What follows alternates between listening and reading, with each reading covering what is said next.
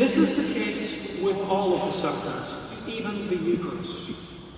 In 1925, the great Benedictine abbot and theologian Oscar Bonier wrote a book entitled The Key to the Doctrine of the Eucharist. And what do you think he said was the key? He said the key is to remember that the Eucharist is a sacrament. What? Don't we all know that the Eucharist is a sacrament? But he had something very specific in mind.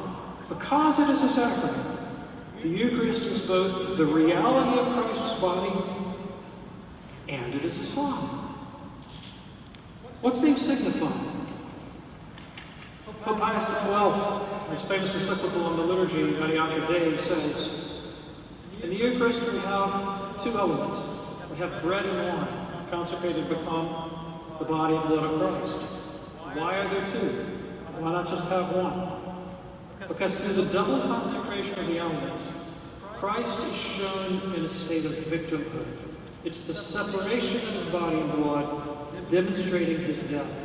This is why we say in the liturgy that the Eucharist is the memorial of Christ's death and resurrection. And so, what we find in all of the sacraments is that Jesus shows us, he demonstrates, he ritualizes for us that thing that he wants us to do. He wants us to seek reconciliation, so he presents it to us in the sacrament of reconciliation. But the real heart of the Christian faith, St. Paul says, is to offer your bodies in living sacrifices. This is your spiritual act of worship.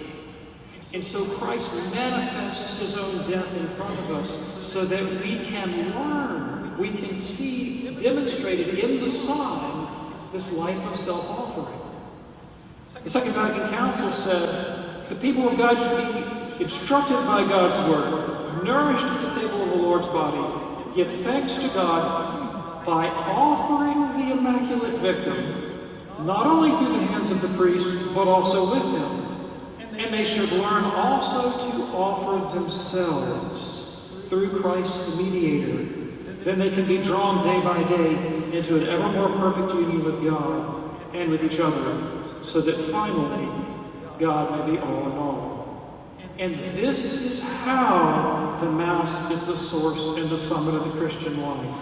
Because it is in the Mass that we learn and that we habituate ourselves to making this interior offering that is by far the most important part of Christian life.